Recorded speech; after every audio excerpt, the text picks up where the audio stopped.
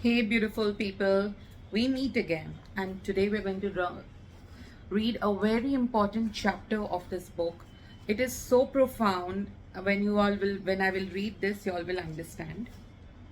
The transient phase of Shiv Shakti lasted for thousands of years. It was going on from one yuga to the another. We have to keep transiting and reaching a state of Shambhala where every person is looked upon as a human being, not a man or a woman, where unity is complete. There is no imbalances of duality.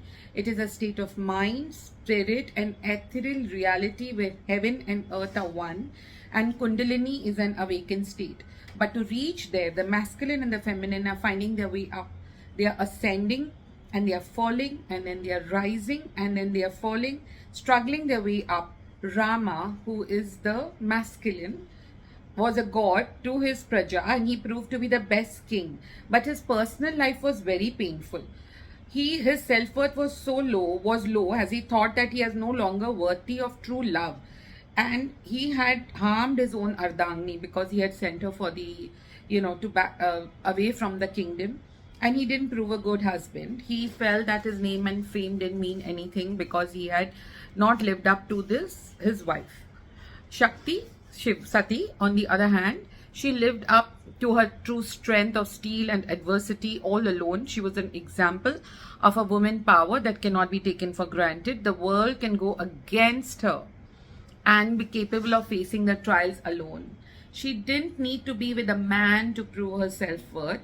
She didn't, for a minute, allow her self-esteem to fall, to overcome with shame. Her purity was the weapon. Her belief in self was her shield. She was the Kali, she was the Durga, she was the Lakshmi, all rolled into one. She was always the awakened. She didn't need to awaken.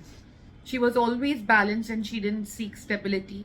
So also in the collective consciousness on the feminine is mostly awakened, and the masculine struggles for self-worth, shame, all those things. The masculine have lost its way up without the Shakti. Sita had to finally end her life and surrender to Prithvi Mata, the Gaia, as she could unite with Rama in the ethereal world, and he too would have to rule the kingdom carrying the pain of separation from his beloved in his heart. She would now exist within him and make him incomplete and paripurna, because she was no longer in the human form, but she was always there with him in the ethereal form so that he could finish his duties as a king. The pain he carried in his heart finally broke his heart into a million pieces, allowing the light to enter. It transformed the pain of separation from Sita into unconditional love for the whole of humanity, and he became the greatest king known to man. Rama was now evolved into a divine masculine who could handle situations with ease, so his heart and mind were in complete balance.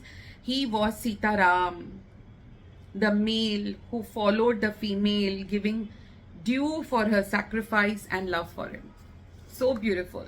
In every place, every way, we see the divine masculine and the divine feminine, how they are, co-creating the leelas to escalate, to awaken all the divine consciousness that we have within us, the divine feminine and masculine. See all and buy the book. It's available on Amazon and all the bookstores.